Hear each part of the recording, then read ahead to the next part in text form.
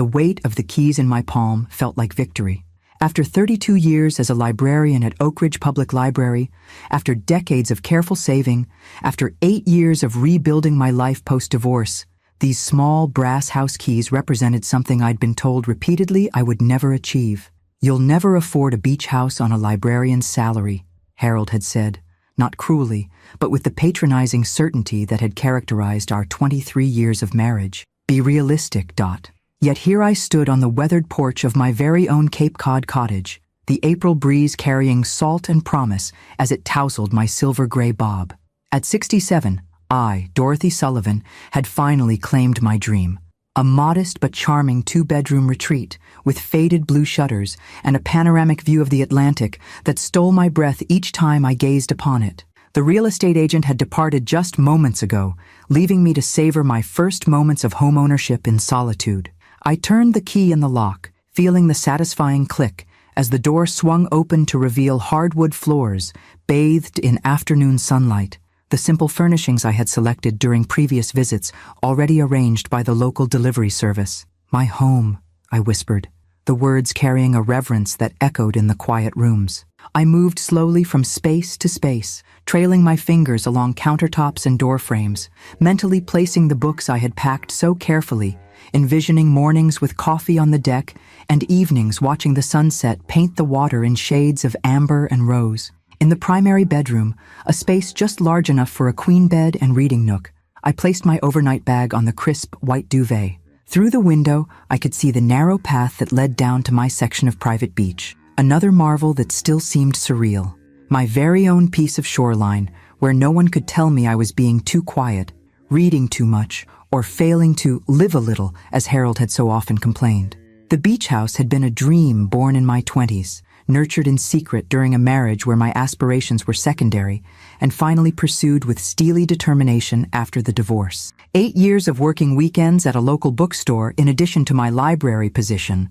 8 years of no vacations, minimal dining out, and clothes purchased only when absolutely necessary. 8 years of Harold's dismissive comments when he heard about my continued saving efforts through our son Bradley. "Dorothy's still chasing that beach house fantasy?" he'd said to Bradley during a holiday dinner 3 years ago. "Some people never learn." The memory should have stung, but today it only deepened my satisfaction. I had learned, just not the lesson Harold intended. I had learned that my dreams were worth pursuing, that my modest librarian's salary could indeed accomplish remarkable things when paired with discipline and patience, and that the freedom of living life on my own terms was worth every sacrifice. I unpacked my small suitcase, hanging the few outfits I'd brought in the cedar closet. Tomorrow, Bradley and his wife Brooke would drive down from Boston to help move the rest of my belongings, primarily books and the personal items I couldn't bear to entrust to movers. I looked forward to showing my son the culmination of my years of planning, though I harbored mild apprehension about Brooke's reaction. Brooke Thompson Sullivan had entered our lives 6 years ago, sweeping Bradley off his feet with her vibrant personality and ambitious drive. As the marketing director for a luxury hospitality group, Brooke lived in a world of 5-star resorts and celebrity clients, a world where my simple tastes and quiet nature seemed hopelessly provincial. While never openly rude, Brooke had perfected the art of the subtle dismissal, the slight raise of a perfectly sculpted eyebrow when I mentioned my work at the library, the barely concealed impatience when I spoke too long about a book I loved, the theatrical sighs when family gatherings didn't adhere to her exacting standards. I tried to maintain perspective. Brooke made Bradley happy, and that mattered more than any discomfort I might feel around my daughter-in-law. Besides, with my new beach house located 2 hours from Boston, I could control the frequency and duration of family visits in a way that had been impossible in my small apartment just 20 minutes from their upscale condominium. The thought had barely formed when my phone rang.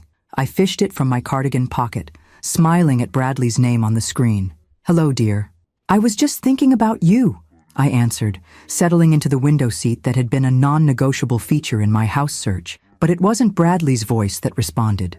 "Dorothy, it's Brooke." The clipped, efficient tone was unmistakable. "Change of plans. We won't be coming tomorrow to help you move." "Oh." I tamped down my disappointment. "Is everything all right?" "Better than all right. Bradley landed the Westfield account, so we're celebrating. In fact, that's why I'm calling. Since you've got that beach house now, we're bringing the celebration to you. I've invited some of our friends and family to join us for the weekend. I blinked, struggling to process this information. This weekend? But I've only just arrived, and the house isn't really ready for guests yet. That's why I'm giving you advance notice, Brooke continued, as if I had expressed enthusiasm rather than reservation. Organize everything. I want rooms arrayed, food on the table, and space for 22 people. We're already on our way. 22 people? My voice rose in disbelief. Brooke, that's not possible. The house only has 2 bedrooms, and I haven't even bought groceries yet. A dismissive laugh crackled through the phone. Don't be dramatic, Dorothy. People can sleep on air mattresses or whatever, and there's got to be grocery store nearby. Bradley says your place has a deck, so we'll mostly be outside anyway. Just make it work. The presumption left me momentarily speechless. This was my first day in my new home, a sanctuary purchased with years of sacrifice, and Brooke was treating it like a hotel she'd booked for a corporate retreat. Look, I know this is short notice, Brooke continued, interpreting my silence as acquiescence, but this is important for Bradley's career. The Westfields will be there, along with the senior partners. It's a big deal. You wouldn't want to spoil this opportunity for your son, would you? And there it was, the subtle manipulation that had characterized so many of our interactions. The implication that my comfort and boundaries were less important than whatever Brooke deemed a priority, with Bradley's success used as the irrefutable justification. For a moment, I felt the familiar urge to accommodate, to apologize, to scramble to meet the impossible expectations being placed upon me. It was what I had done throughout my marriage to Harold, throughout Bradley's childhood when school administrators made unreasonable demands, throughout my career when patrons expected miracles with limited resources. But something stopped me this time.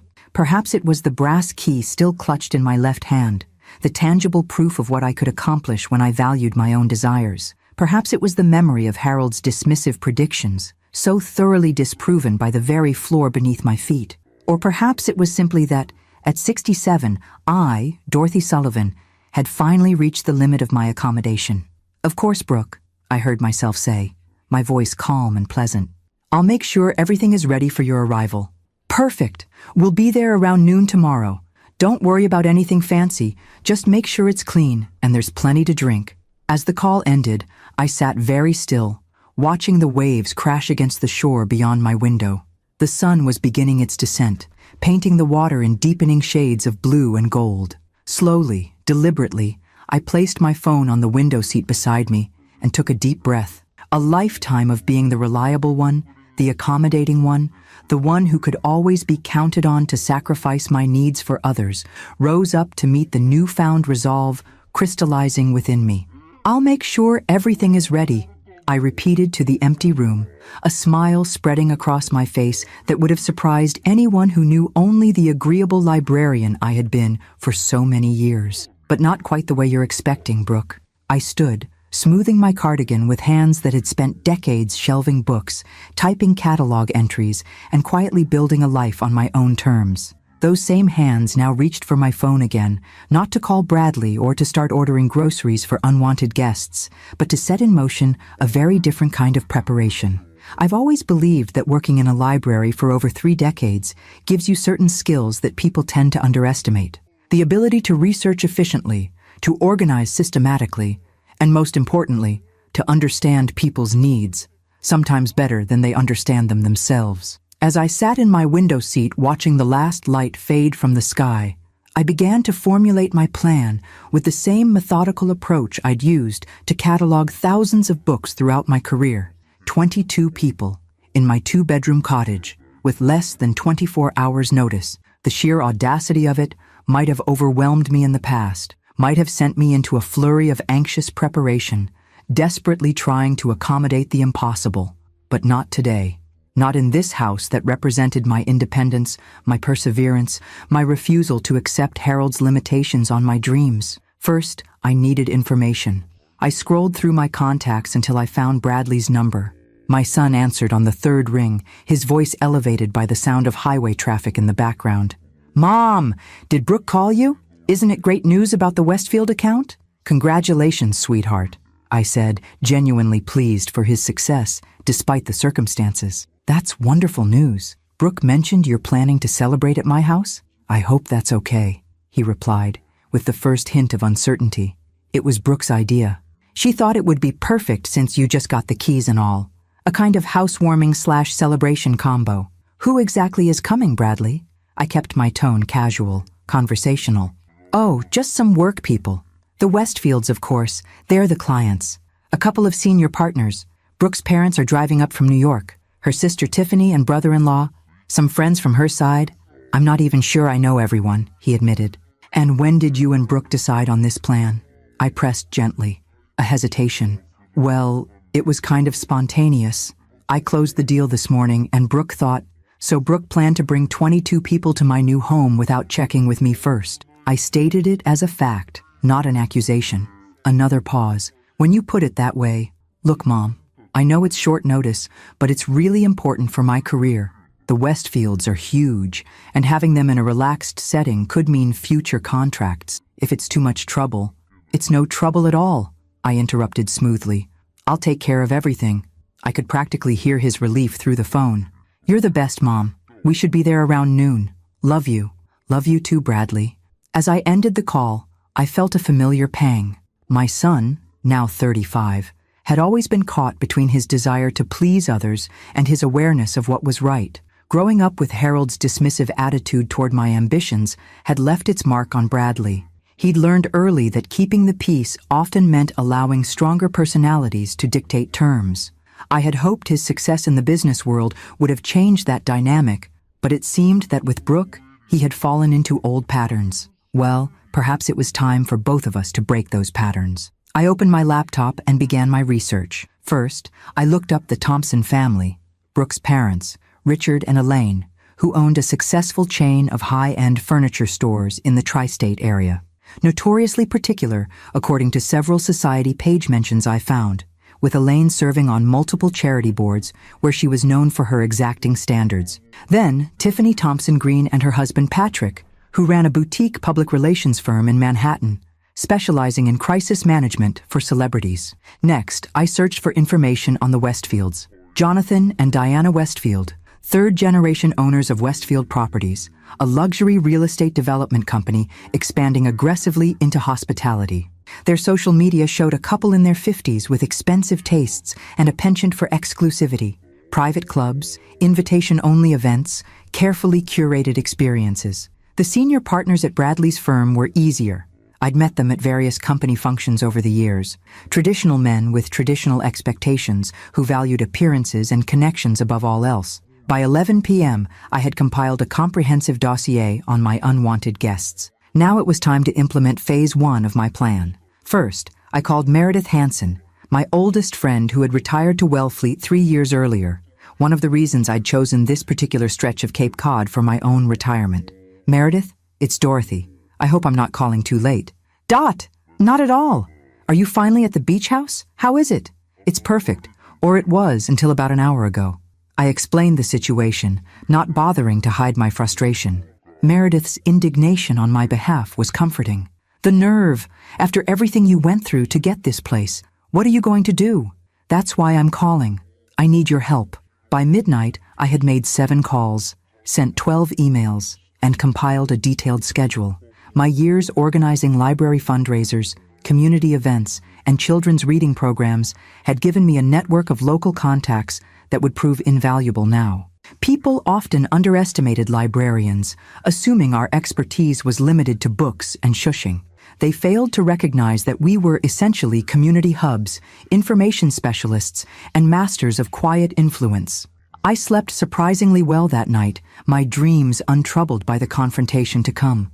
When I woke at 6 a.m., I felt more refreshed and focused than I had in years. After a quick breakfast, I drove to the small town center to set my plans in motion. My first stop was Greta's Market, the only grocery store within 15 miles. The owner, Greta Svensson, had been one of my first calls the night before. "Dorothy," she greeted me warmly as I entered. "Everything's arranged, just as we discussed." "Thank you, Greta. I can't tell you how much I appreciate this." "Are you kidding? After what you did for my grandson's college applications? This is nothing." I smiled, remembering the hours I'd spent helping her grandson navigate scholarship opportunities. edit his essays, and prepare for interviews. The time investment had paid off. He was now in his second year at MIT on a full scholarship. Still, I insist on paying the reservation fee. Absolutely not, she said firmly. Consider it a housewarming gift. My next stop was Coastal Rentals, where Marshall Turner greeted me with equal enthusiasm. Mrs. Sullivan, welcome to the neighborhood. Meredith called ahead. We've got everything set aside for you. Including the special requests, I confirmed. Especially those, he grinned. Haven't had this much fun since we pranked the summer tourists with the fake shark sighting last year. By 10 a.m., I had visited 7 businesses, confirmed arrangements with local service providers, and returned home to make final preparations. As I placed fresh flowers on the small dining table and made up the guest bedroom with my best linens, I hummed to myself, an old habit from my library days when preparing for special events. At 11:30 a.m., I changed into a simple blue sundress, applied a touch of lipstick, and stepped onto my porch to await my guests. The ocean breeze ruffled my hair as I stood watching the road, hands clasped calmly before me, the very picture of a welcoming hostess. Only I knew what awaited Brooke and her 21 guests. Only I understood that sometimes the quietest person in the room can orchestrate the loudest lesson. At precisely 11:55 a.m., a caravan of luxury vehicles appeared on the horizon, making their way down the narrow coastal road toward my little blue cottage. I smiled, smoothing my dress with steady hands. Let the education begin, I whispered to myself as the first car pulled into my driveway. I've always believed that the most effective lessons are those delivered with a smile. As a librarian, I had perfected the art of maintaining a pleasant demeanor while enforcing necessary boundaries, whether dealing with rowdy teenagers, entitled patrons, or board members who thought budget constraints were merely suggestions.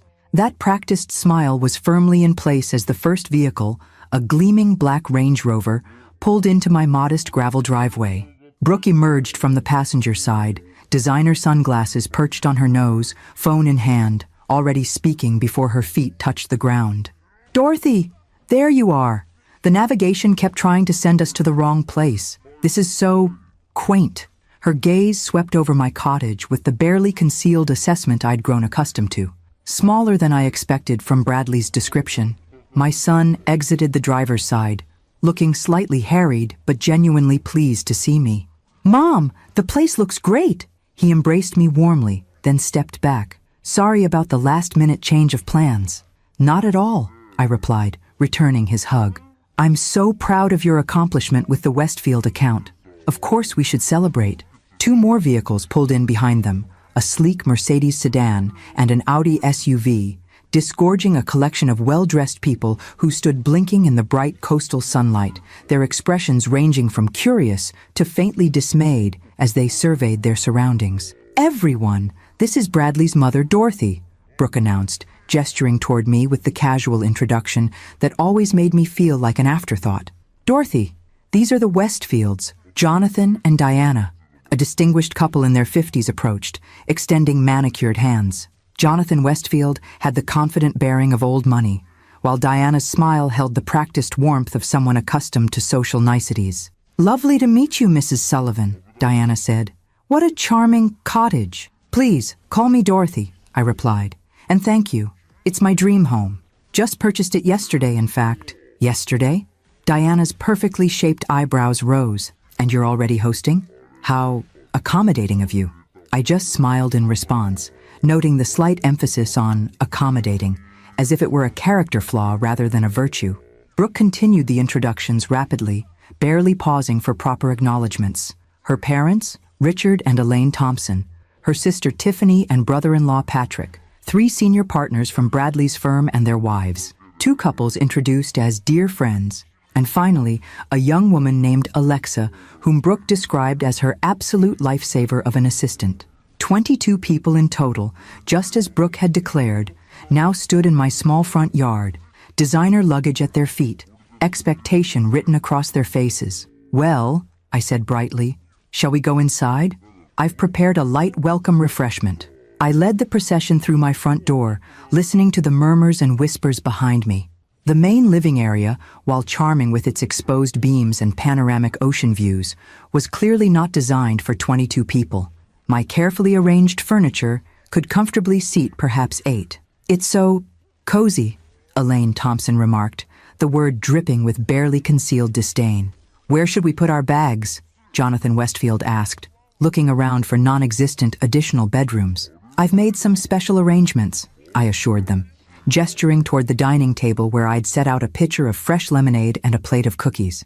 But first, please, help yourselves to refreshments while I explain the accommodations. They clustered awkwardly around the table, some perching on the limited seating, others standing, as I poured lemonade into the mismatched collection of glasses I deliberately selected from the kitchen cabinets. As you can see, I began pleasantly, my cottage is rather intimate. With only 2 bedrooms, I knew I wouldn't be able to accommodate everyone comfortably here. Brooke's head snapped up, her expression sharpening. But I told you.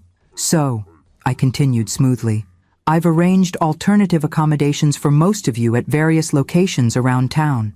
A confused murmur rippled through the group. Brooke's face flushed with the first signs of alarm. Dorothy, that wasn't necessary, she said tersely. We discussed this. Everyone was prepared to make do here. I couldn't possibly allow that, I replied, my voice warm with concern. Not when there are so many lovely options nearby. Though I should mention, this being the start of the spring season, availability was somewhat limited on such short notice. I retrieved a stack of envelopes from a side table and began distributing them. I've prepared individual accommodation details for each of you. Diana Westfield opened her envelope first, her expression shifting from confusion to dismay. The Harborview Motel? On Route 6? It's the only place that had a vacancy for tonight, I explained apologetically. The reviews mentioned that the traffic noise tapers off around midnight, and the musty smell is only noticeable in the bathroom. Jonathan Westfield's envelope contained a reservation for the Seabreeze Inn, a modest bed and breakfast nearly 5 miles away. They only had 1 room available, I told him, so Diana will need to take the motel. I do hope that's not too inconvenient. As each envelope was opened, the reactions grew increasingly strained. The Thompson parents were assigned to separate establishments in neighboring towns. Tiffany and Patrick discovered they would be staying at a campground with a rental tent already secured for them. The manager assured me the raccoon problem has been largely resolved, I added helpfully. The senior partners and their wives received bookings at a variety of establishments, each less appealing than the last. A hostel with shared bathrooms, a fisherman's cottage described as rustic but functional, and a room above the local bait shop. There must be some mistake, Bradley said, looking increasingly uncomfortable. Surely there are better options in the area. On a spring weekend with less than 24 hours notice? I shook my head sadly. I called everywhere within 30 miles. These were the only vacancies available. The Cape gets quite busy this time of year with the whale watching season beginning. Brooke had turned an interesting shade of pink. This is unacceptable, she hissed at me, dropping all pretense of politeness. The Westfields cannot stay at a roadside motel. Do you have any idea how important they are? I'm sure they're lovely people regardless of where they sleep, I replied innocently. That's not what She stopped herself, visibly struggling to maintain composure in front of her guests. What about here? Surely some of us can stay here. Oh, of course, I agreed readily. I've prepared my guest room for you and Bradley, and the Thompson parents can have my room. I'll take the sofa. The rest, I'm afraid, will need to use the accommodations I've arranged. Diana Westfield cleared her throat delicately. Perhaps we should consider returning to Boston. It's only a 2-hour drive after all. But we've planned dinner at the Coastal Club, Brooke protested. It's the most exclusive restaurant in the area. I've been on the waiting list for months. This was the moment I'd been waiting for. About that, I said. I took the liberty of confirming your reservation this morning. It seems there was some confusion. They have no record of a booking under your name. That's impossible, Brooke snapped. Check again. Thompson Sullivan, party of 22, 7 p.m. I spoke with the manager directly, I explained. Marcel is an old friend. He used to visit the library for our French literature discussions. He checked thoroughly and found nothing. Unfortunately, they're fully booked tonight for a private event. The collective dismay was palpable. Brooke's carefully orchestrated impression of effortless luxury and influence was crumbling before her very eyes. However, I continued brightly, I did manage to secure a group reservation at the Salty Dog down by the harbor. It's not quite the Coastal Club, but they serve the most wonderful fresh catch and their picnic tables have the most charming view of the fishing boats. Picnic tables? Elaine Thompson repeated faintly. Communal seating, I confirmed. Very rustic and authentic. I thought it might be a refreshing change from the formal dining you're all accustomed to. Bradley looked utterly bewildered, caught between Brooke's mounting fury and my serene smile. The Westfields were exchanging meaningful glances, while Brooke's assistant was frantically typing on her phone, presumably searching for alternative arrangements. Now, I said cheerfully, who would like a tour of the beach? The tide pools are particularly interesting this time of day. As the group stood in stunned silence, I caught a flicker of something unexpected on Diana Westfield's face. Not anger or disappointment, but the faintest trace of amused respect. Our eyes met briefly, and I could have sworn she gave me the slightest of nods before turning to murmur something to her husband. Phase 1 of my plan was complete. The seeds of discomfort had been planted. Now it was time to let them grow. The afternoon unfolded exactly as I had orchestrated, each carefully planned inconvenience building upon the last-like chapters in a meticulously crafted novel. I led my unwanted guests down the narrow path to my stretch of beach, maintaining a running commentary about the local wildlife and tidal patterns that I knew would bore them to tears.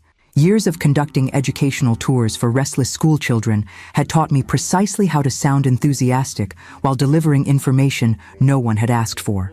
The horseshoe crab is actually more closely related to spiders than to true crabs, I explained cheerfully as we reached the shoreline, pointing to a specimen that had washed up.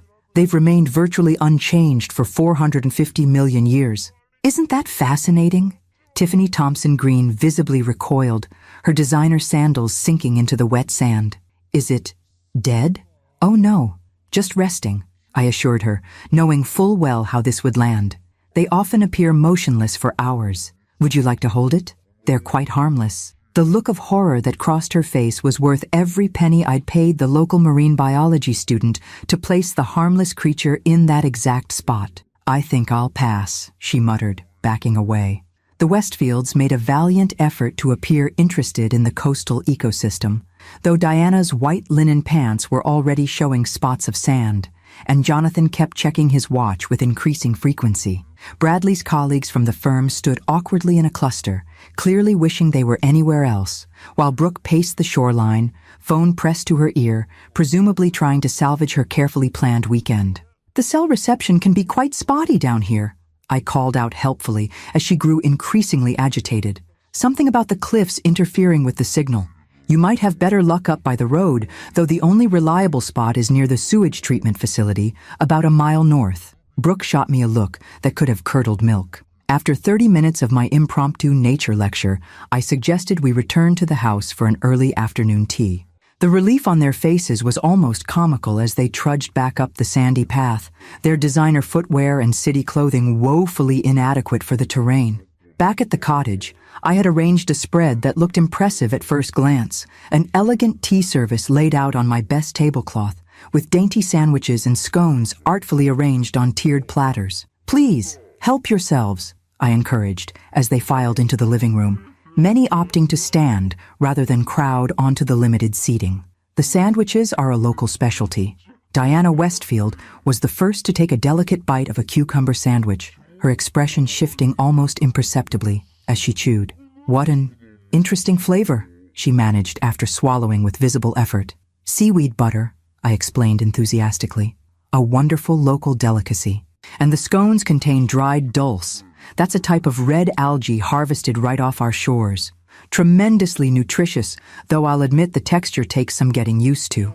One by one, they sampled the offerings, each face registering some version of dismay as they encountered the deliberately unusual flavors I had concocted. The tea itself, a specially ordered variety with notes of smoked fish, completed the sensory assault. Dorothy, Bradley said hesitantly after a cautious sip, this tea is unique. Isn't it wonderful? I beamed. The shop owner told me it's quite popular in certain remote Scandinavian fishing villages. I thought it would give you all an authentic taste of coastal living. By mid-afternoon, a subtle but unmistakable shift had occurred among the group. The initial excitement of their impromptu celebration had given way to a dawning realization that this weekend would not be the sophisticated networking opportunity Brooke had promised. The Westfields were huddled in quiet conversation by the window. Brooke's parents had disappeared to check out the accommodations, their expressions grim as they departed. The various friends and colleagues had formed small clusters, their voices low, but their discomfort evident. Brooke cornered me in the kitchen as I prepared another pot of the malodorous tea. "What exactly do you think you're doing?" she hissed, abandoning all pretense of civility. I arranged my features into an expression of innocent confusion. "I'm being a good hostess, of course. Is something wrong?" "Everything is wrong," she snapped, keeping her voice low enough that it wouldn't carry to the other room. "The sleeping arrangements, the reservation mix-up, and what in God's name is in those sandwiches? The Westfields are talking about leaving. Bradley's boss looks like he's swallowed a lemon, and my parents are furious. I've done my very best with the limited notice I was given," I replied calmly. 22 people is quite a lot to accommodate when one has owned a house for less than 24 hours. This isn't about the notice. You're doing this deliberately. Her eyes narrowed as understanding dawned. "You're sabotaging my event." I met her gaze steadily, my expression unchanged. "I'm simply working with what I have, Brooke, just as I've always done when faced with other people's expectations." Our standoff was interrupted by Bradley, who entered the kitchen looking concerned. "Everything okay in here?" "Fine," Brooke and I answered simultaneously. "The Westfields are asking about dinner arrangements," he said. "Apparently there's some confusion about the reservation." "I told Dorothy," Brooke began, her voice tight with controlled fury, "that I had a reservation at the Coastal Club. Somehow, it's mysteriously disappeared." "Such a shame," I agreed sympathetically. "But the Salty Dog will be a delightful alternative. Though I should mention, they don't serve alcohol. The owner has strong religious convictions, and I believe tonight is their famous pickled herring buffet." Bradley's face fell. "Pickled herring?" "A local tradition," I confirmed, knowing full well that the Salty Dog was actually renowned for its lobster rolls and had a full bar. My friend Meredith's husband had owned it for 20 years before passing it to their son, who had been more than happy to play along with my scheme. "I need some air," Brooke declared, stalking out of the kitchen. Bradley watched her go, then turned to me with a searching look. "Mom, what's really going on? This isn't like you." I considered my son's troubled expression, weighing my next words carefully. Bradley had always been caught in the middle, between Harold and me during our marriage, and now between Brooke and me. He was a peacekeeper by nature, uncomfortable with conflict and eager to smooth ruffled feathers. "What's going on?" I said gently. "Is that I'm finally allowing people to experience the consequences of their actions, including you, sweetheart." His brow furrowed. "What does that mean?" "It means that you allowed Brooke to invite 22 people to my home without asking me first. It means that neither of you considered what that might mean for me. On my first day in the house, I've worked 8 years to afford. It means that you assumed, as people have assumed throughout my life, that I would simply accommodate whatever was asked of me, regardless of how unreasonable." Understanding dawned slowly on his face, followed by the flush of shame I had anticipated. "Mom, You don't need to apologize," I interrupted. "Not yet. First, I want you to go out there and really look at what's happening.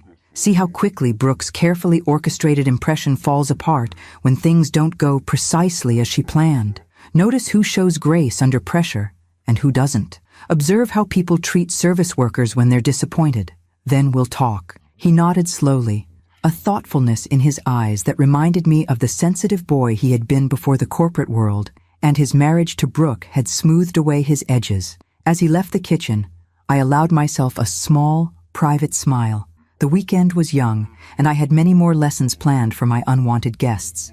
By Sunday, they would understand exactly who Dorothy Sullivan was, not just Bradley's accommodating mother or the quiet librarian who could be safely overlooked, but a woman who had earned her place by the sea and would defend it with weapons they never saw coming.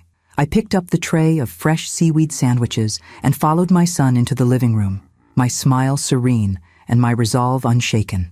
As evening approached, my unwanted guests dispersed to check into their various accommodations, each departure marked by thinly veiled displeasure and awkward attempts at gratitude. I stood on my porch, waving cheerfully as luxury vehicles pulled away down the gravel drive, their occupants already on phones trying to salvage their weekend plans. "We'll meet at the Salty Dog at 7, I called after them. "Don't forget to bring cash. They don't accept credit cards. Only Bradley and Brooke remained behind, along with the Westfields, who had insisted on staying to freshen up before dinner, a transparent attempt to discuss their options privately. The moment the last car disappeared from view, Brooke rounded on me, her professional composure finally cracking. "I don't know what game you're playing, Dorothy, but you're embarrassing Bradley in front of the most important clients of his career." I tilted my head slightly, regarding her with the calm assessment I'd perfected during decades of dealing with library patrons who believed their late fees were somehow my personal vendetta against them. "Am I? Or did you embarrass him by promising an experience you couldn't possibly deliver, based on presumptions about my home and my willingness to accommodate your plans?" Bradley stood between us, his discomfort palpable. "Can we please not do this now? The Westfields are inside." "The Westfields," I said quietly, "are currently reconsidering whether they want to do business with a firm whose representatives would treat family this way. You might want to think about that, Bradley." I left them on the porch, stepping back into my cottage where Diana and Jonathan Westfield were engaged in hushed conversation by the window. They fell silent as I entered, exchanging glances that spoke volumes. "Mr. and Mrs. Westfield," I greeted them warmly. "Can I offer you something to drink before dinner? I have a lovely local cranberry wine that doesn't taste at all like the seaweed tea, I promise." To my surprise, Diana Westfield laughed, a genuine sound that softened her carefully maintained appearance of polished perfection. "I'd love some, Mrs. Sullivan. And please, call me Diana. Only if you'll call me Dorothy." I poured 3 glasses of the ruby-colored wine, handing them around with the practiced ease of someone who had served refreshments at countless library functions. Jonathan accepted his with a nod that seemed to hold a new measure of respect. "Your home is charming," he said, gesturing to the simple but tasteful decor I had selected with such care. "How long have you been planning this purchase?" 8 years, I replied honestly. "Since my divorce. It took that long to save enough on a librarian's salary." Diana sipped her wine, her appraising gaze sweeping over me with new interest. "That's quite an accomplishment. Thank you. It means a great deal to me to have achieved it on my own." "I imagine it does," Jonathan nodded. "Independence is undervalued these days. Too many people expect things to be handed to them." The pointed remark hung in the air as Bradley and Brooke entered from the porch, their faces set in the strained smiles of people trying desperately to salvage a deteriorating situation. "Jonathan, Diana," Bradley began with forced joviality, "I hope you're comfortable. I was just telling Brooke that we should see about finding alternative accommodations for you. The Harborview Motel is really not up to standard." "Don't trouble yourself," Jonathan replied easily. "Diana and I have stayed in far worse places during our early years building the business. Sometimes the most memorable experiences come from unexpected circumstances." The look of confusion on Brooke's face was priceless. She had clearly expected the Westfields to be as outraged as she was by the turn of events. "But surely you'd prefer something more suitable," she pressed, shooting me a pointed glance. Diana set down her wine glass with a decisive click. "Actually, I find this whole situation rather refreshing. When was the last time any of us had a genuine experience, rather than the same carefully curated luxury we always insist upon? Jonathan and I were just saying that we've become too predictable in our later years." I hid my smile behind my own glass, watching as Brooke struggled to process this unexpected development. My research into the Westfields had revealed something Brooke had clearly missed. Beneath their wealth and status, they had built their empire from nothing. Starting with a single property, Jonathan had renovated himself while Diana worked 3 jobs to support them. They had earned their success through grit and determination, not inheritance or connections. In other words, they were far more like me than like Brooke. "Well," Brooke managed finally, "if you're sure, we should probably head to dinner soon. I've been trying to find an alternative to this Salty Dog place, but everything seems to be booked." "The Salty Dog sounds perfect," Diana declared. "I haven't had pickled herring since my grandmother made it when I was a child. Swedish heritage," she added with a wink in my direction. As we prepared to leave for dinner, I pulled Bradley aside briefly. "You might want to call ahead to the restaurant," I suggested quietly, "just to confirm the details." He frowned, but stepped onto the porch to make the call. When he returned, his expression was a mixture of confusion and relief. "They said they have our reservation, but there's no pickled herring buffet. They're known for their lobster and have a full bar." "How strange," I remarked innocently. Perhaps I was thinking of a different establishment. The drive to the harbor took 15 minutes, during which I sat quietly in the back seat of Bradley's Range Rover, listening as Brooke attempted to steer the conversation toward business, while the Westfields persistently returned to questions about my life, my career, and my new home. The Salty Dog was exactly as I knew it would be. A charming waterfront restaurant with weathered wood exterior and spectacular views of the harbor. Inside, rustic elegance replaced the picnic tables I had described, with white tablecloths, soft lighting, and the mouth-watering aroma of fresh seafood. "Dorothy," Meredith's son Jack greeted me with a warm embrace as we entered. "Your table is ready, best in the house, as promised." "You know the owner?"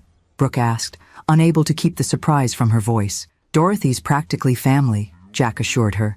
"My father and she were great friends, and she helped me secure my small business loan when I took over. Without her letter of recommendation and assistance with the paperwork, I'd never have qualified." As we were seated at a prime table overlooking the water, I saw Bradley studying me with new eyes, as if seeing me clearly for the first time in years. The rest of our party began to arrive, their relief evident as they discovered the restaurant was nothing like I had described.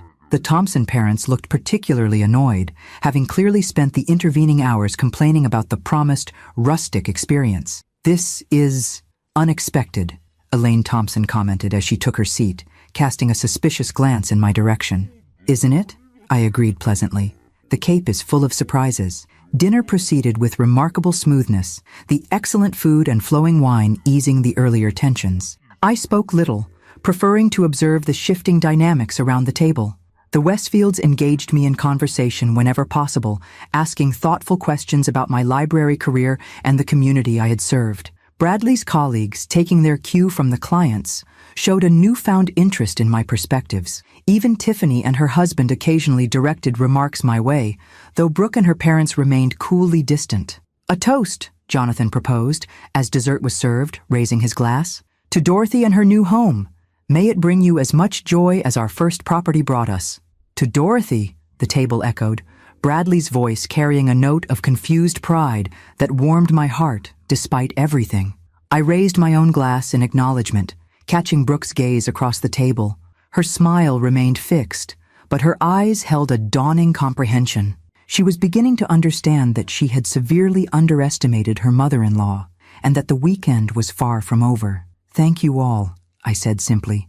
"I'm so looking forward to tomorrow's activities." The barely perceptible stiffening around the table told me they had received my message loud and clear. The first day had been merely the opening chapter in the education of my unwanted guests. The real lessons were yet to come. I awoke at dawn in my own bedroom, having insisted that Bradley and Brooke take the guest room while the Westfields returned to their respective accommodations. The Thompson parents had flatly refused my offer of my bedroom, opting instead to drive to a hotel in Hyannis, some 30 miles away. Their departure had been marked by tight smiles and thinly veiled accusations directed at Brooke for the miscommunication about the weekend arrangements. The house was still quiet as I padded to the kitchen in my slippers, savoring these moments of solitude before the day's events unfolded. I brewed a pot of coffee, real coffee this time, not the local specialty seaweed blend I had served yesterday, and carried my mug to the deck, overlooking the ocean. The morning light painted the water in shades of pink and gold, the gentle rhythm of waves against the shore, providing a soothing backdrop to my thoughts. This view, this moment of peaceful contemplation, was exactly what I had worked 8 years to achieve. No herald dismissing my dreams, no professional obligations pulling me away from simple pleasures, no need to accommodate anyone else's expectations. Just me, the ocean, and the life I had earned through patience and persistence. "It's beautiful," came a voice behind me. I turned to find Bradley standing in the doorway, his hair rumpled from sleep, looking younger and more vulnerable than his usual polished professional self. "It is," I agreed, gesturing for him to join me. "Coffee's fresh if you'd like some." He disappeared briefly into the kitchen, returning with a steaming mug to settle into the chair beside mine. For several minutes, we sat in companionable silence, watching the morning unfold across the water. "I owe you an apology," he said finally. "Several, actually." I waited, giving him space to continue. I should never have let Brooke plan this weekend without consulting you first. It was presumptuous and disrespectful of your space. He took a sip of coffee, gathering his thoughts. And I should have stood up for you when she started making demands. I got caught up in the excitement of the Westfield account and lost sight of what matters. Thank you, I said simply. That means a lot to me. The thing is, Mom, he continued, his voice taking on a contemplative quality I hadn't heard from him in years. I didn't even recognize what was happening until I saw you with the Westfields last night. The way they responded to you, the respect in their voices. It made me realize how long it's been since I really saw you. I nodded, understanding exactly what he meant. We often stop seeing the people closest to us, Bradley. We think we know them so well that we stop paying attention to who they really are. Dad did that to you, didn't he? The question was gentle but direct. He stopped seeing you. Yes, I acknowledged, and eventually, I stopped trying to be seen. It was easier that way, less painful, until it wasn't. Bradley was quiet for a moment, absorbing this. Is that why you're doing all this? The accommodations? The restaurant confusion? The seaweed tea? A small smile played at the corners of his mouth. That tea was truly terrible, by the way. I laughed softly. I know. I could barely keep a straight face watching everyone pretend to enjoy it. My amusement faded as I considered his question. And yes, that's part of it. I spent too many years being invisible, Bradley. I won't do it anymore. I get that, he nodded. But the elaborate setup? You must have made dozens of calls, arranged everything in advance. I did, I confirmed. Though it wasn't difficult. One of the advantages of being a librarian for 32 years is that you know everyone in town, and everyone owes you a favor or two. People tend to underestimate the influence of the woman who waived their late fees, helped their children with research projects, or wrote recommendation letters for their college applications. Bradley chuckled. Remind me never to get on your bad side. You're my son, I said softly. You could never truly be on my bad side, but you can disappoint me. And you did. His smile faded. I know. I'm sorry. I believe you are. But here's the question, Bradley. What happens next time Brooke makes plans that don't consider my feelings or boundaries? Will you speak up then? Or will you fall back into old patterns? He didn't answer immediately, his gaze returning to the horizon where the sun had now fully emerged. I don't know, he admitted finally. I want to say I'll do better, but it's complicated. Brooke she's not easy to stand up to. Few people worth loving are simple, I observed. The question is whether the relationship allows each person to be fully themselves, or whether one must constantly diminish to accommodate the other. Bradley looked at me sharply. Are you saying I should leave Brooke? No, I shook my head. I'm saying you should remember who you really are, beneath the corporate success and the strategic marriage. That thoughtful boy who stood up for the kids being bullied on the playground. That young man who chose to study literature before Harold convinced you business would be more practical. The son who called me every Sunday during college, not because you had to, but because you knew it would make me happy. Tears welled in his eyes, surprising us both. I haven't thought about that version of myself in a long time. He's still there, I assured him, just waiting for permission to exist again. The sliding door opened behind us, and Brooke appeared, already dressed in crisp white linen pants and a silk blouse, her hair and makeup immaculate, despite the early hour. There you are, she said to Bradley, her tone suggesting she'd been searching for hours rather than minutes. We need to figure out today's plan. I've been texting everyone and it's a disaster. Half the group wants to drive back to Boston after the accommodations fiasco, and the Westfields are being strangely non-committal. Bradley shot me a quick glance before turning to his wife. Maybe we should consider scaling back, Brooke. Mom just moved in yesterday, and 22 people is a lot to manage. Brooke's perfectly shaped eyebrows drew together. Scaling back isn't an option, Bradley. The Westfield contract depends on this weekend going smoothly. She turned her attention to me. Dorothy, I need to know what you've planned for today so I can work around it. I took a leisurely sip of my coffee, enjoying the momentary power shift. I've arranged a whale-watching expedition. The boat leaves at 10. Whale watching? Brooke repeated incredulously. The Westfields and your father's boss are not going whale watching. Actually, I said mildly, Jonathan Westfield seemed quite enthusiastic when I mentioned it last night. He said they'd never had the opportunity, despite visiting the Cape several times. Brooke's expression flickered between disbelief and calculation. Fine. What about lunch? A picnic on the boat. Very simple. Sandwiches, fruit, that sort of thing. And dinner? I thought everyone might appreciate a relaxed evening after a day on the water. Perhaps a bonfire on the beach? I could make my signature chili. The horror that crossed Brooke's face was almost comical. A bonfire? Chili?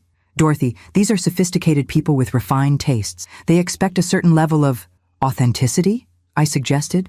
Genuine experiences? Connection with their hosts? Because from my conversation with the Westfields last night, that seems to be exactly what they're seeking. Not another sterile corporate event disguised as a social gathering. Bradley cleared his throat, stepping into the tense silence between us. I think a bonfire sounds great, actually. Dad and I used to do them when I was a kid, remember, Mom? With the s'mores and the ghost stories? The unexpected support from my son caught Brooke off guard. Her mouth opened and closed once before she regained her composure. We'll discuss this later, she said tightly. I need to make some calls. As she retreated into the house, Bradley turned to me with a small, secret smile. Whale watching? Really? The tours are quite educational, I replied innocently. Though I may have neglected to mention that April is known for particularly choppy waters, and the seasickness rate is nearly 60%. Bradley's laughter, free and genuine in a way I hadn't heard in years, carried across the water like a promise of things to come. Not resolution, not yet, but the beginning of a rebalancing that was long overdue. I raised my coffee mug in a small toast to myself and the day ahead. Phase 2 was about to begin. The Dolphin Fleet whale watch boat rocked gently against the pier as our group assembled for the morning excursion. I had arrived early to speak with Captain Mike, an old friend whose children had practically grown up in my library's reading corner. Everything set, Dorothy? He asked with a conspiratorial wink as I boarded. Perfect, Mike. Remember, educational but eventful. Got it. We'll give him the full Cape Cod experience. I took a position near the bow, watching as my reluctant guests arrived in small clusters. The Westfields appeared first, surprisingly enthusiastic and appropriately dressed in windbreakers and deck shoes. Bradley and Brooke followed, presenting a study in contrasts, my son looking relaxed in jeans and a sweater, while Brooke had somehow interpreted whale watching to mean nautical-themed photo shoot, complete with white capri pants, striped top, and immaculate deck shoes that had clearly never touched a boat deck. The remaining guests trickled in gradually, their numbers noticeably diminished from yesterday. Brooke's parents were conspicuously absent, as were several of the dear friends who had apparently opted to return to Boston. Bradley's colleagues from the firm had rallied, however, perhaps sensing that their professional futures depended on maintaining a united front with the Westfields. Welcome aboard the Sea Star! Captain Mike's voice boomed over the loudspeaker as the last stragglers settled onto the hard wooden benches.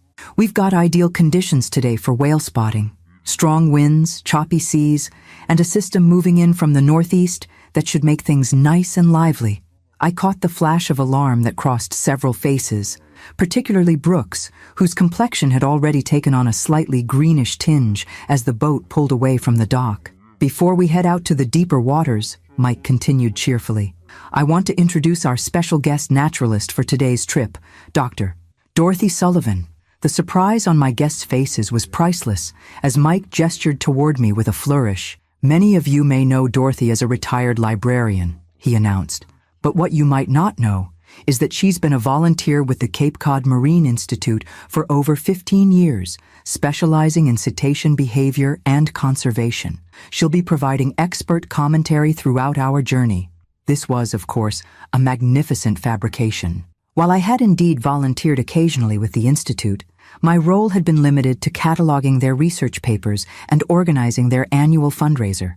But Mike had enthusiastically embraced my suggestion that we might enhance my credentials for today's excursion.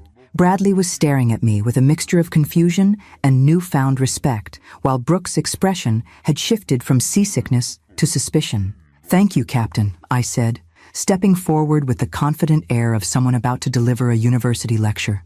I'd like to begin with some fascinating facts about the marine ecosystem of Cape Cod Bay, particularly focusing on the digestive processes of the North Atlantic right whale. For the next 20 minutes, as the boat pitched and rolled through increasingly choppy waters, I delivered a meticulously researched presentation on what might generously be described as the less appealing aspects of whale biology.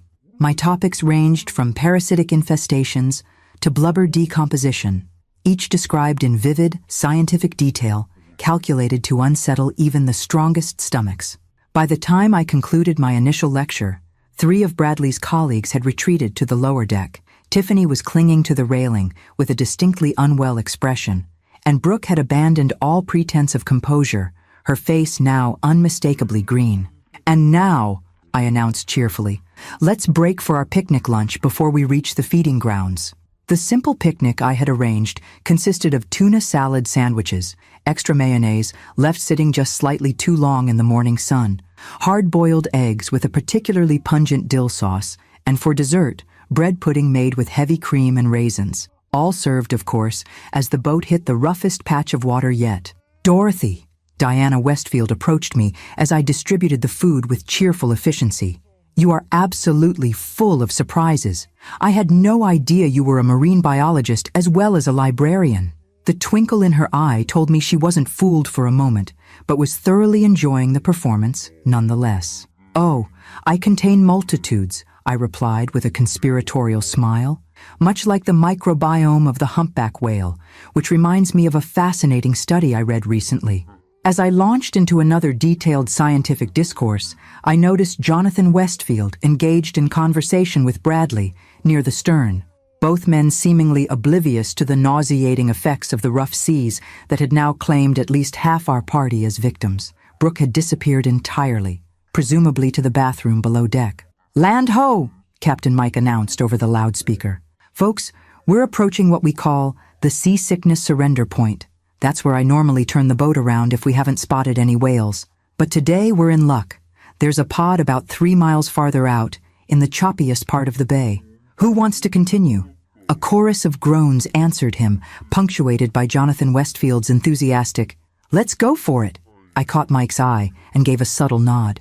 Right on cue, the boat executed a particularly violent turn that sent several more guests lurching toward the railings. "Actually," I interjected with perfect timing, "perhaps we should consider heading back. Many of our party seem to be experiencing what marine scientists call mal de mer interactive syndrome, a fascinating condition where—" "Yes, let's head back." The desperate agreement came from multiple voices at once. "Well, if you insist," Captain Mike conceded with mock disappointment.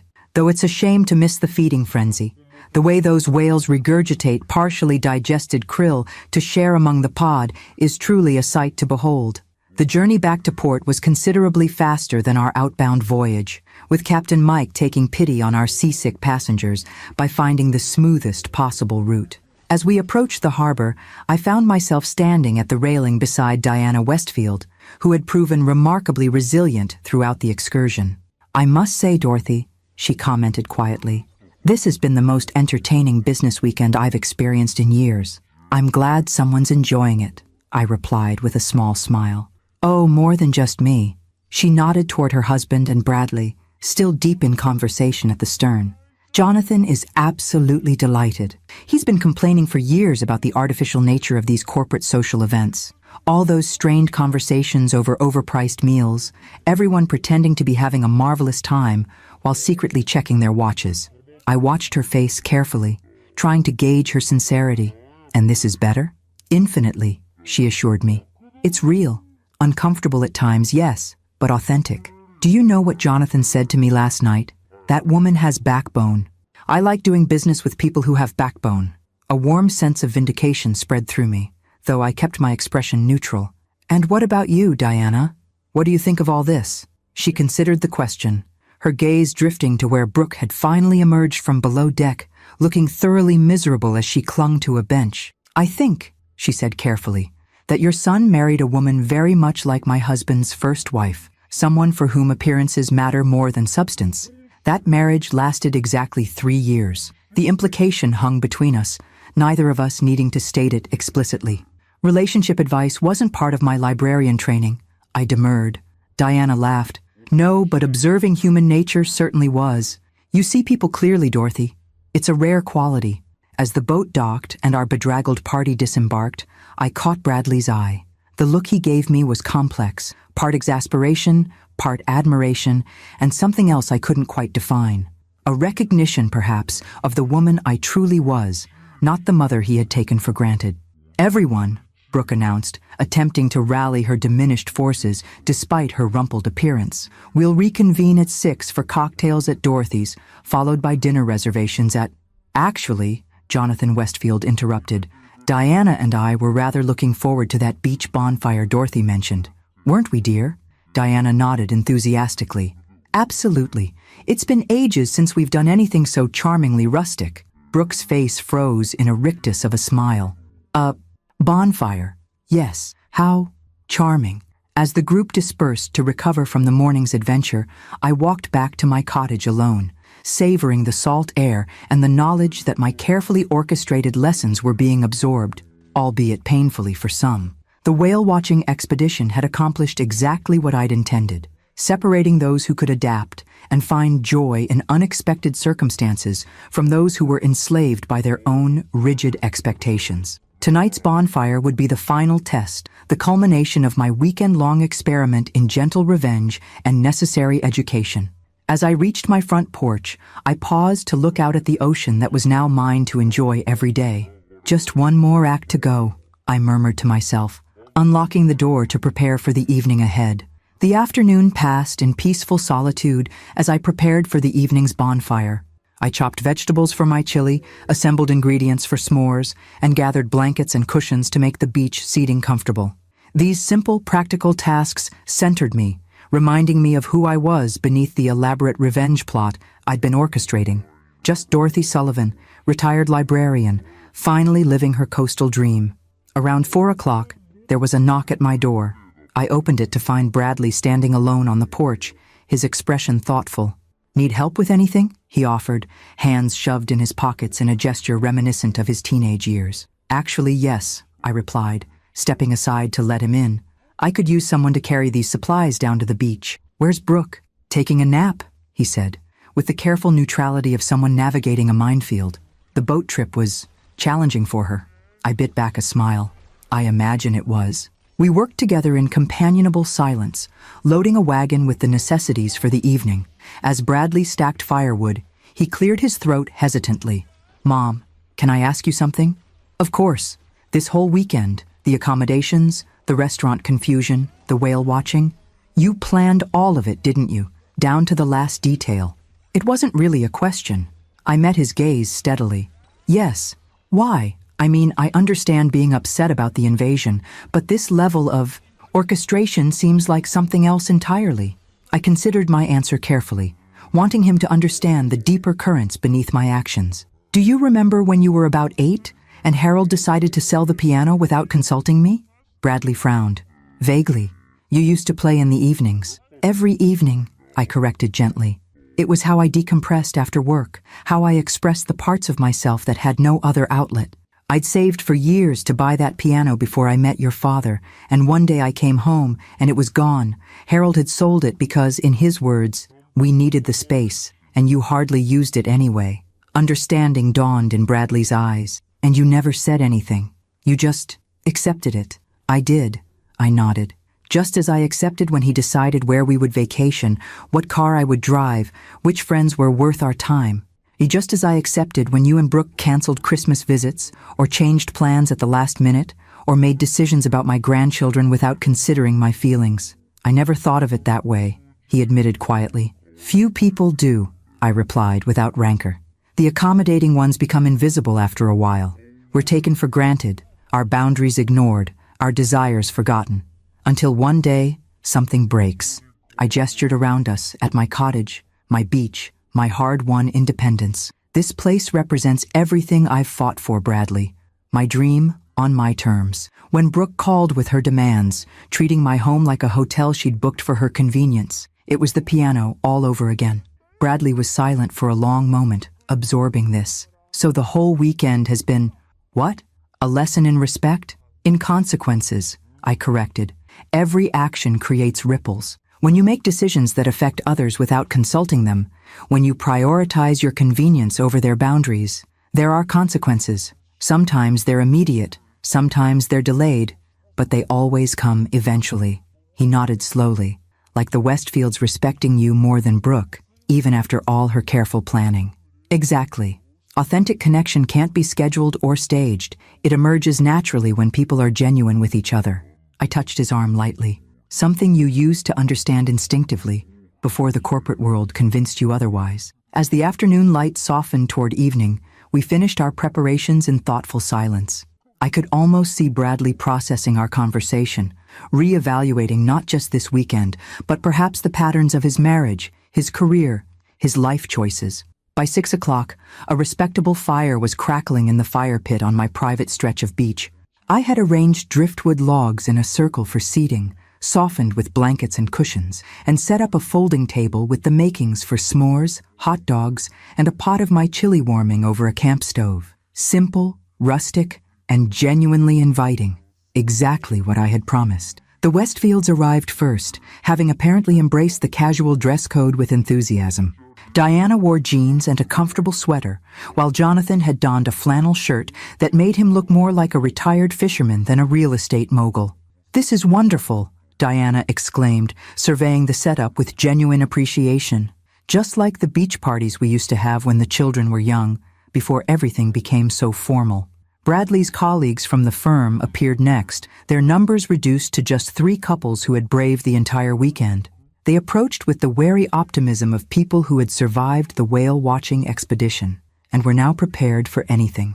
Tiffany and Patrick arrived looking decidedly less polished than before, though Tiffany still managed to convey her discomfort through subtle grimaces at the rustic seating arrangements. Brooke and Bradley were the last to join us, emerging from the path that led from my cottage to the beach. Even in the fading light, I could see the tension in Brooke's posture, the tight smile that didn't reach her eyes. She had clearly made an effort to dress appropriately, jeans and a cashmere sweater, but the pristine state of both suggested they had been purchased specifically for this occasion rather than drawn from her regular wardrobe. "Dorothy," she greeted me with forced warmth, "this is charming." "Thank you," I replied simply. "Help yourself to food and drinks. We're keeping it casual tonight." As everyone settled around the fire, filling plates with chili and roasting hot dogs on sticks I had carefully whittled that afternoon, I observed the shifting dynamics with quiet satisfaction. The Westfields had positioned themselves near me, drawing Bradley into their conversation with genuine interest. Brooke hovered at the periphery, clearly unsure of her place in this unfamiliar social landscape where her usual tactics held no power. Dorothy was just telling us about her plans for a community reading program here on the beach during summer evenings, Diana said, seamlessly including me in the conversation. "What a wonderful idea! Literature and nature combined. Mom's always had a gift for bringing people together through books," Bradley commented, his voice warm with rediscovered pride. "Her story hours at the library were legendary when I was growing up." "Is that so?" Jonathan seemed genuinely interested. "What kinds of books resonated most with the community?" As I described my experiences connecting readers with just the right books at just the right moments in their lives, I noticed Brooke edging closer, her expression shifting from discomfort to something more complex, perhaps recognition that she was witnessing a side of her mother-in-law she had never bothered to see before. The evening deepened, stars appearing above us as the conversation flowed naturally from topic to topic. Stories were shared, laughter erupted frequently, and even the initially reluctant guests eventually relaxed into the simple pleasure of fire, food, and unhurried human connection. "Who wants to hear a ghost story?" I suggested, as the flames danced lower and the night grew darker. "I know all the local legends, including a few that never made it into the official town history." "Oh, yes!" Diana clapped her hands in delight. "I haven't heard a proper ghost story in years." I launched into the tale of the lighthouse keeper's daughter, a story with just enough historical truth to give weight to its supernatural elements. As I spoke, I observed my audience, the rapt attention of the Westfields, the grudging interest of Tiffany and Patrick, the surprised appreciation of Bradley's colleagues. Brooke alone remained detached, her focus seemingly elsewhere as she stared into the flames. When I concluded my story to appreciative murmurs and requests for another, Brooke suddenly stood. "I think I'll head back to the house," she announced, her voice tight. "It's been a long day." "I'll walk you," Bradley offered, rising to join her. "No," she said quickly, too quickly. "Stay and enjoy the stories. I just need some quiet time." As she walked away, her rigid posture illuminated briefly by the firelight before disappearing into the darkness of the path. I felt a momentary pang of sympathy. It couldn't be easy watching your carefully constructed social facade crumble, your influence wane, your assumptions about power and status upended in the space of a weekend. But sympathy didn't equal regret. Some lessons came at a cost, and this one had been long overdue. "Another story, Dorothy?" Jonathan requested, drawing my attention back to the circle. I smiled, settling more comfortably on my driftwood seat. "This one is about second chances and unexpected treasures," I began, meeting Bradley's gaze across the fire. "It starts with a woman who thought her life was over, only to discover it was just beginning." As I wove my tale beneath the stars, with the ocean's eternal rhythm as accompaniment, I felt a sense of completion. The weekend wasn't over yet, but its purpose had been fulfilled. Messages had been received, boundaries established, perspectives shifted. Whatever came next would unfold on different terms, my terms, and that had been the point all along. Morning arrived with a clarity that only seems possible by the sea. Sharp blue sky, air so clean it almost hurt to breathe, and sunlight that transformed the ordinary into the extraordinary. I woke early, as has been my habit since childhood, and made my way to the kitchen to start coffee. The house was quiet, Bradley and Brooke still asleep in the guest room after our late night around the fire. The bonfire had continued long after Brooke's departure, evolving into one of those rare, perfect gatherings where time seems suspended and connections deepen without effort. The Westfields had been the last to leave, Jonathan insisting on helping douse the fire, while Diana embraced me with genuine warmth. "This has been the most memorable weekend we've had in years," she had confided. "Thank you for your honesty, Dorothy. It's refreshingly rare in our circles." Now, as I carried my coffee to the deck, I contemplated the final act of my carefully orchestrated weekend. The impromptu guests would be departing today, returning to their various accommodations before heading back to Boston. The true test would be what remained after they left, what lessons had been absorbed, what boundaries established, what relationships recalibrated. The sliding door opened behind me and I turned, expecting Bradley. Instead, Brooke stood there, already dressed in slim jeans and a soft sweater, her hair pulled back in a simple ponytail that made her look younger and strangely vulnerable. "May I join you?" she asked, her voice lacking its usual commanding tone. "Of course," I gestured to the chair beside mine. "Coffee's fresh in the kitchen." She disappeared briefly, returning with a steaming mug to settle beside me.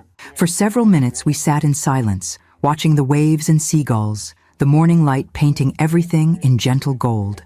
"I couldn't sleep," Brooke said finally, her eyes fixed on the horizon. "I kept thinking about something Diana Westfield said to me last night before she left the bonfire." I waited, allowing her the space to continue. "She said, 'Your mother-in-law reminds me of myself 30 years ago, before I learned that control is an illusion, and the only real power comes from authenticity.'" Brooke's fingers tightened around her mug. "I've been trying to decide if it was a compliment or a criticism. Perhaps it was neither," I suggested. "Just an observation from someone who's traveled a path you're still navigating." She turned to look at me directly, her expression more open than I'd ever seen it. "This whole weekend, you planned everything, didn't you? The terrible accommodations, the restaurant mix-up, that hellish boat trip, it was all deliberate." "Yes," I admitted simply. To my surprise, she didn't erupt in anger or defensive accusations. Instead, a reluctant smile tugged at the corner of her mouth. "It was impressive, meticulous actually. I didn't think you had it in you." "Most people don't," I acknowledged. "That's rather the point. You wanted to teach me a lesson." "It wasn't a question. I wanted to establish boundaries," I corrected gently, "to demonstrate that my home, my time, and my dignity are not commodities to be commandeered at your convenience." Brooke sipped her coffee, considering this. "You know, in my world, my professional world, respect is taken, not given. You identify what you want, you strategize how to get it, and you execute without hesitation or apology. It works, or at least, it has always worked for me." "And yet here we are," I observed, "with the Westfields connecting more authentically with me, the retired librarian in a modest beach cottage, than with you and your carefully orchestrated luxury experience." A flash of pain crossed her face, quickly suppressed but unmistakable. "Yes, here we are." Something in her voice, A note of resignation, perhaps, or genuine reflection, softened my approach. "Brooke, may I ask you something?" She nodded warily. "What did you hope to achieve this weekend? Beyond impressing the Westfields and Bradley's colleagues, what outcome were you seeking?" The question seemed to catch her off guard. She stared into her coffee as if the answer might be found there. "Security," she said finally, her voice so quiet I almost missed it. "Bradley's position at the firm isn't as solid as everyone thinks.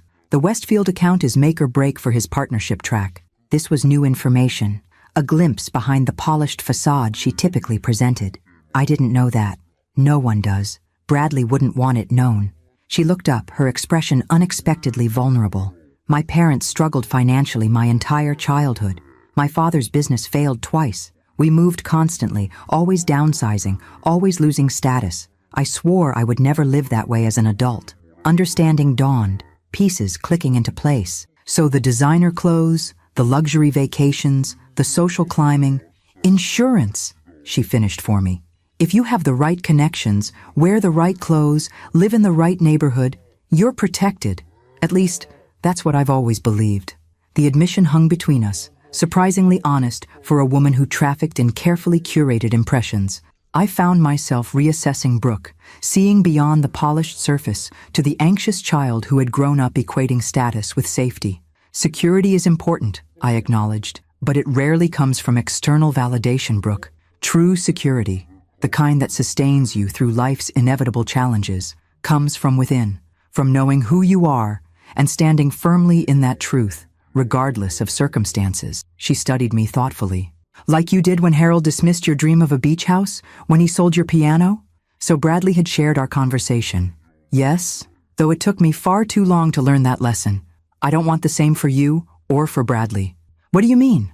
I chose my next words carefully, aware that this moment of openness might be fleeting. "I see Bradley becoming what others expect of him, rather than who he truly is. Just as I see you chasing external markers of success instead of discovering what would bring you genuine fulfillment. Both paths lead to the same destination. Waking up one day surrounded by all the trappings of the life you thought you wanted, only to realize it belongs to someone else entirely." Brooke was silent for a long moment, her gaze returning to the ocean. "I don't know how to be any other way," she admitted finally. "This is who I am, who I've had to be." "No," I said gently. "It's who you've chosen to be. There's a difference." The sliding door opened again, and Bradley emerged, looking rumpled and sleep-deprived, but somehow lighter than he had in years. "Morning," he mumbled, heading directly for the coffee pot visible through the kitchen window. Brooke and I exchanged a glance, not quite conspiratorial, but acknowledging the shift in dynamics our conversation had created. Something had changed between us, though whether it would last remained to be seen. When Bradley returned with his coffee, he settled into the third chair, completing our small circle. "So," he said after his first sip, "what's the plan for today?" "The Westfields texted," Brooke replied, her professional mask slipping back into place, though not quite as seamlessly as before. "They want to have a final brunch before heading back to the city. Jonathan suggested that little place by the harbor. He said the authentic local atmosphere appealed to him." I caught the slight emphasis she placed on authentic, the gentle self-mockery that suggested our conversation had not been entirely in vain. "That sounds perfect," Bradley agreed, looking between us with cautious optimism, clearly sensing a change, but uncertain of its nature or durability. As we sat together watching the morning unfold across the water, I felt an unexpected sense of hope. The weekend had accomplished what I'd intended, but perhaps in ways I hadn't anticipated. Boundaries had been established, yes, but bridges had also been tentatively extended. Not forgiveness, exactly, but the possibility of a new beginning based on clearer understanding. "Dorothy," Brooke said as we prepared to go inside, "I owe you an apology for this weekend and for other things as well." The words were clearly difficult for her, but no less genuine for the effort they required. "Apology accepted," I replied simply. "And perhaps we can both approach our relationship differently going forward." She nodded, a hint of respect in her eyes that hadn't been there before. "I think I'd like that." As we rose to prepare for the day ahead, I took a final moment to appreciate the view that was now mine to enjoy every morning. This house, this beach, this hard-won independence, all symbols of the woman I had become after decades of accommodation and compromise. The irony wasn't lost on me that in defending these boundaries, I might have opened the door to a more authentic connection with my son and daughter-in-law than I'd ever thought possible.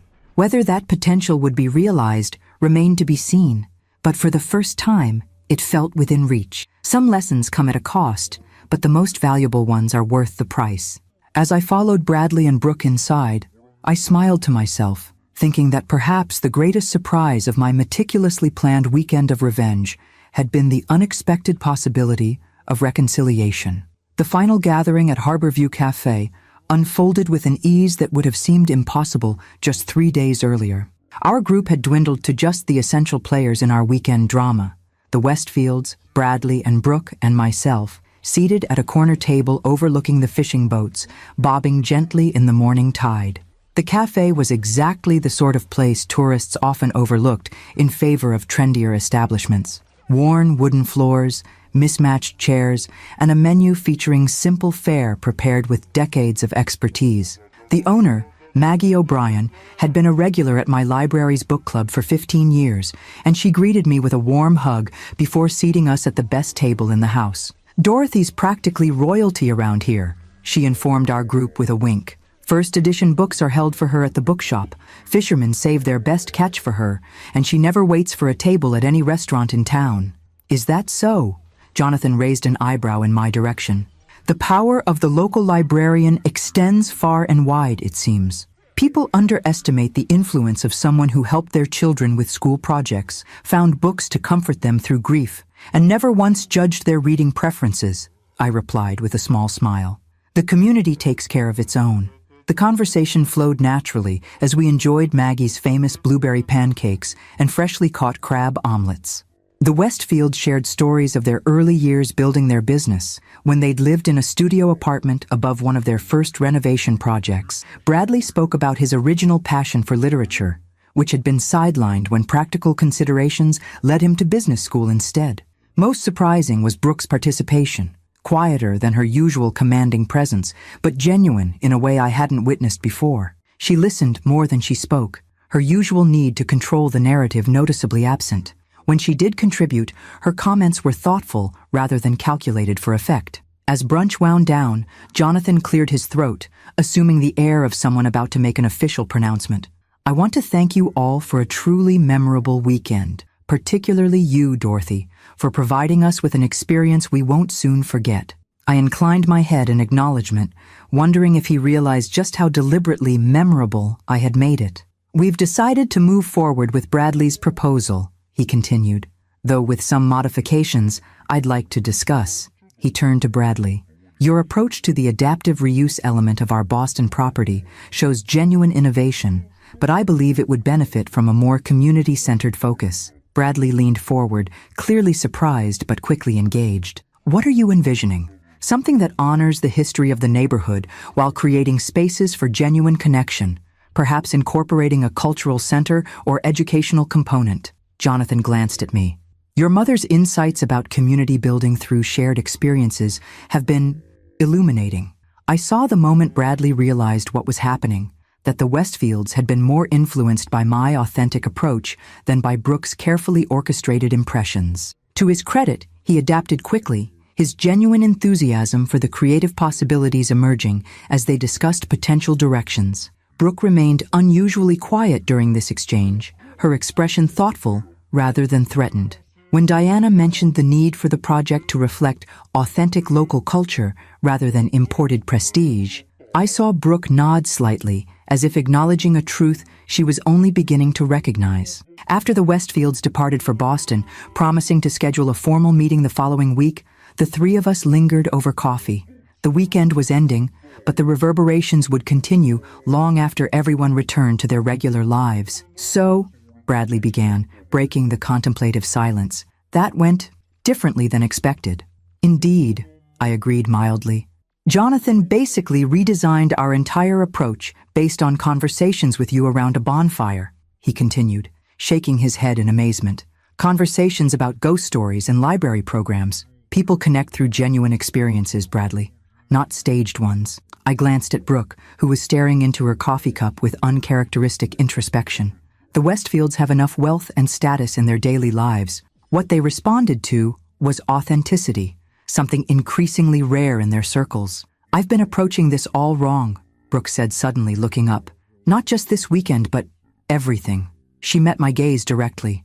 "I've been so focused on creating the perfect impression that I've missed what actually matters to people like the Westfields." "To most people," I corrected gently. "Connection isn't about impressing others, Brooke. It's about seeing them, truly seeing them, and allowing yourself to be seen in return." Bradley reached across the table to take my hand. "I'm sorry, Mom, for taking you for granted, for not standing up for your boundaries, for forgetting who you really are beneath the accommodating mother role I assigned you." "And I'm sorry too," Brooke added, the words clearly unfamiliar on her tongue, but no less sincere for their rarity. "For treating your home like a hotel, your time like a commodity, and your feelings like an inconvenience." I squeezed Bradley's hand, acknowledging Brooke with a nod. "Thank you both. That means a great deal to me." "So, where do we go from here?" Bradley asked, the question encompassing far more than just our immediate plans. "You two head back to Boston," I replied. "I have a house to settle into, books to unpack, and a community to reacquaint myself with." "And us?" Brooke gestured between herself and me. "Our relationship?" I considered her question carefully, aware that this moment would set the tone for whatever came next. "I think we start over, Brooke. Not forgetting what's happened, but agreeing to approach each other with more honesty and respect going forward." "I'd like that," she said quietly. "And perhaps next time you visit," I added with a small smile, "you might consider calling first and bringing fewer than 22 people." The tension broke as they both laughed, the sound carrying through the small cafe like a promise of better days ahead.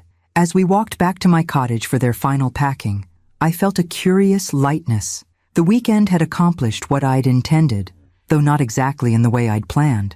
My boundaries had been established, yes, but something unexpected had emerged alongside that victory, the foundation for a more authentic relationship with both my son and the woman he had chosen.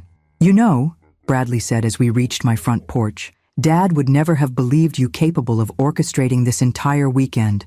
He always underestimated you." "Many people did," I replied without bitterness, "including myself for too long." "Not anymore," Brooke observed with newfound perception. "You know exactly who you are now." I smiled, taking in the view of my cottage with its blue shutters and the ocean beyond, the dream I had refused to relinquish despite years of dismissal and doubt. "Yes, I believe I do." After they departed, the house fell into a silence that felt not empty, but full of possibility. I moved through the rooms slowly, reclaiming each space as truly mine now that the weekend's invasion had concluded. In the guest room, I found a small package on the freshly made bed, wrapped in simple blue paper with a note in Bradley's handwriting, "For new beginnings." Inside was a framed photograph I had never seen before. Bradley, at about 5 years old, sitting on my lap as I read to him, both of us completely absorbed in the story. The image captured something essential about our relationship before external expectations and compromises had reshaped us both. Below the photo, Bradley had written, "To the woman who taught me the power of stories, boundaries, and second chances. I'm listening now." I placed the frame on my bedside table, where it would be the first thing I saw each morning and the last thing each night. Then I carried my favorite book and a cup of tea out to the deck, settling into what I now thought of as my chair to watch the afternoon light play across the water. The weekend's drama had concluded, but a new story was just beginning.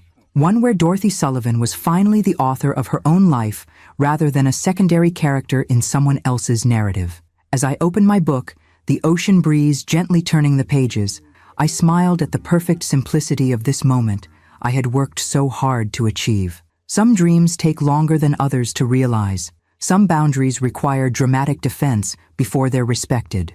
And some of life's most important lessons arrive in unexpected packages, even in the form of 22 unwanted guests on the very first day of your hard-earned new beginning.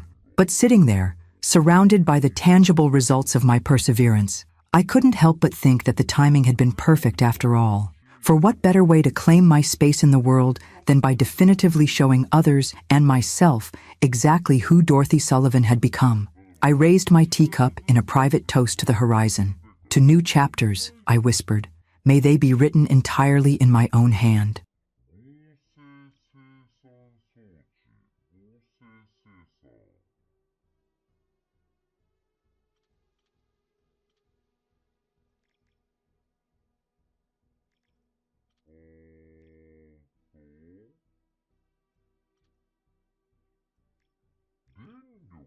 さ、発電機をいっぱい作らなきゃいけないのか。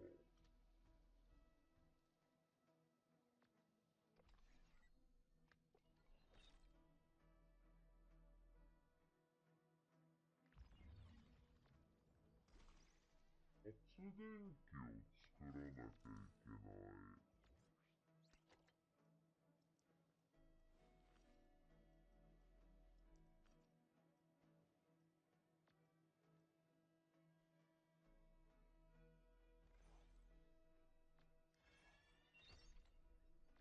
何個ぐらい作ろうかな。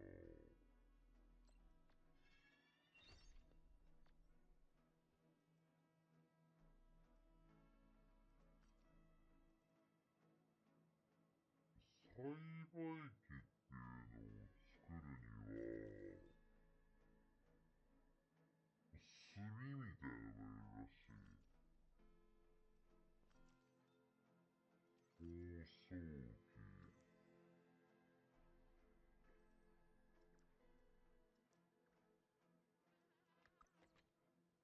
何で何を使うかが今正直分かってないんだよな、そんなに。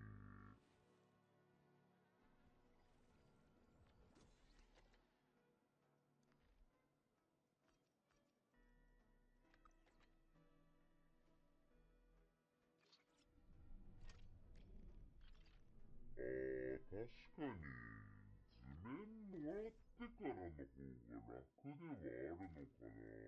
システム図面。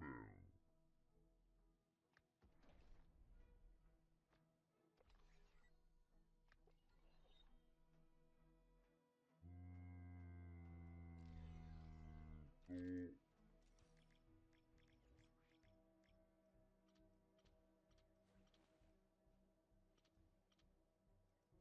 一旦軽く作ってみるか。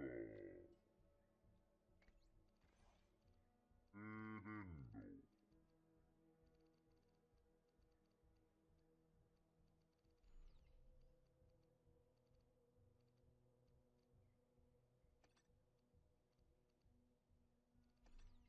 こっちから出てくるって考えたら、ここにあるのでも問題か。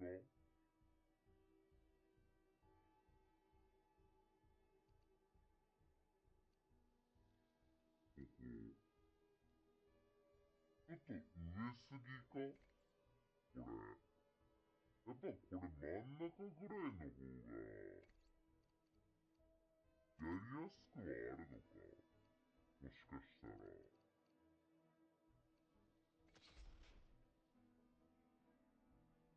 むずいな。てか、これもうちょっと引かしてほしいよな、本